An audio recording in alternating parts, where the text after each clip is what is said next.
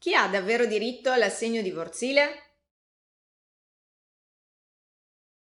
Quando un cliente ci chiede se ha diritto o se deve pagare l'assegno divorzile, la risposta non è immediata perché presuppone dei ragionamenti, non solo su tutti i presupposti individuati dalle leggi sul divorzio, ma anche sulla giurisprudenza più recente.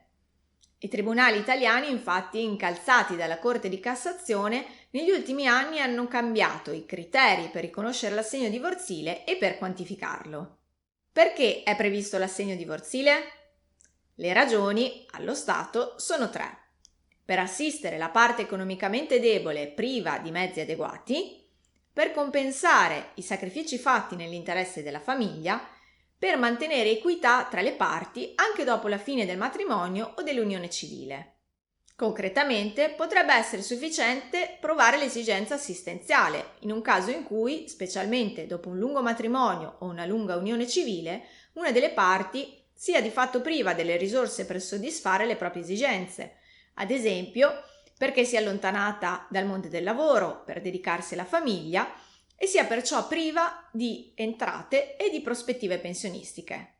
Diversamente, nel caso in cui non ci siano necessità assistenziali, è necessario provare che con la fine del matrimonio o dell'unione civile si sia determinata una significativa sproporzione economica tra le parti che non ci sarebbe stata se le scelte di vita familiari fossero state diverse.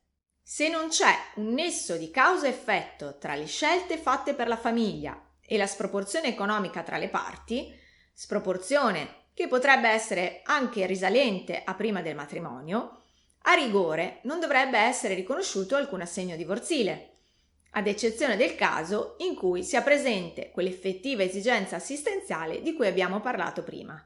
L'assegno divorzile, in altre parole, non deve essere visto né preteso come una sorta di rendita vitalizia parassitaria, ma come una compensazione dello squilibrio tra le parti, che è stato causato dalle scelte prese di comune accordo nell'interesse della famiglia. Iscrivetevi al nostro canale YouTube, abbiamo un'intera sezione dedicata al diritto di famiglia.